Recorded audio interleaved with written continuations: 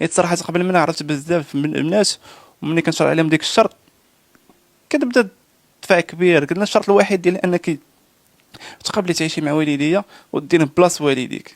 كاين اللي كتقولك لا كنبغي داري بوحدي، كنبغي نلبس بوحدي، هذيك الهضره ديال فهمتي.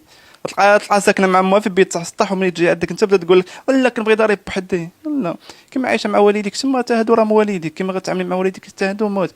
وملي دويت معاها ومدينا وجبنا في الوقت عقليتها زوينه، ويعني وتربيتها زوينه ووالدي الله يعمر. خويا كيفاش هادوك البنات اللي كيطلبوا دارهم بوحدهم كيجوك في شي شكال ومتكبرات وناناني ونانانا؟ خويا راه جيتيني كتخربق ومع احتراماتي ليك.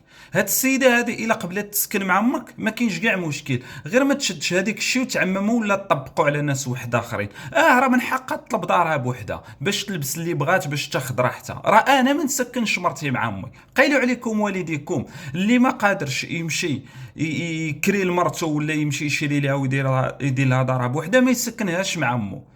سيروا قيلوا عليكم والديكم، هذه نصيحه. كاينين شي امهات واخا هذا موضوع واحد اخر لا يسمح ليا، اش كيقولوا؟ الله جاب لي الله واحد الجاريه، امك كدوز عليها الدكاكه، اجي صبني هاد الزربيه، اجي غسلي هاد الماعن، اجي. المهم احنا نرجعوا للموضوع ديالنا. خويا راه من حقها تطلب دارها بوحدها، راه من حقها باش تاخذ راحتها، تمشي للطواليت تدخل ليه في راحتها باش تلبس اللي بغات. راه انا نبغي ندير لمرتي دارها بوحدها باش تلبس ليا خويا اللي بغات وتدور في راحتها.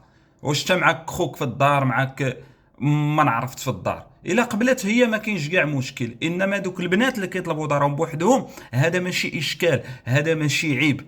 العيب هو تبدا تطلب لك الكماليات، العيب هو تبقى تقول لك جيب لي ايفون 17 وانت ما قادرش تجيب لي ايفون 17. العيب هي تقول لك كل سيمانه خرجني الريستو وانت ما قادرش تخرجها الريستو. هنا فين كيولي عيب. اما طالبه دارها بوحدها راه ماشي عيب.